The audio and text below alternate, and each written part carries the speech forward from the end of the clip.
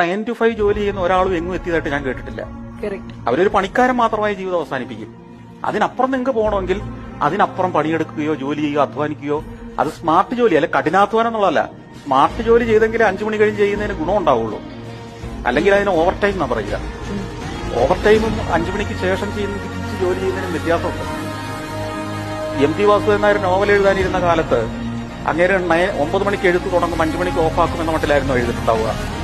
ലോഹിതദാസ് തിരക്കഥ എഴുതാനിരിക്കുമ്പോൾ 9 മണി തുടങ്ങിക്കളയാം, എനിക്ക് തിരക്കഥ എഴുതാൻ സമയമായി എന്ന് പറഞ്ഞ് തുടങ്ങുകയും 5 മണിക്ക് 1 മണിക്ക് ബെല്ലടിച്ച് ലഞ്ച് കഴിക്കാൻ പോവുകയും 2 മണിക്ക് വീണ്ടും മണിയടിച്ച് പോയി തിരക്കഥ എഴുതി. അങ്ങനെയാണോ ഉപയോഗിക്കുന്നത്? ഐസക് ന്യൂട്ടൺ ശാസ്ത്രതത്വങ്ങൾ രൂപപ്പെടുത്തിയപ്പം മണി നോക്കിയിട്ടാണോ ചെയ്തിട്ടുണ്ടാവുക? ആൽബർട്ട് ഐൻസ്റ്റീൻ, ഏത് വ്യക്തിയും നോക്കൂ, മുകേഷ് അംബാനി അല്ലെങ്കിൽ ജെഫ് ബെസോസ്, ഇവരുടെ ബിസിനസ് സ്ഥാപനങ്ങളെക്കുറിച്ച് ചിന്തിക്കുന്നത്, പ്രവർത്തിക്കുന്നത് 9 to 5 ആണോ? അത് 24 ഉണർന്നിരിക്കുമ്പോൾ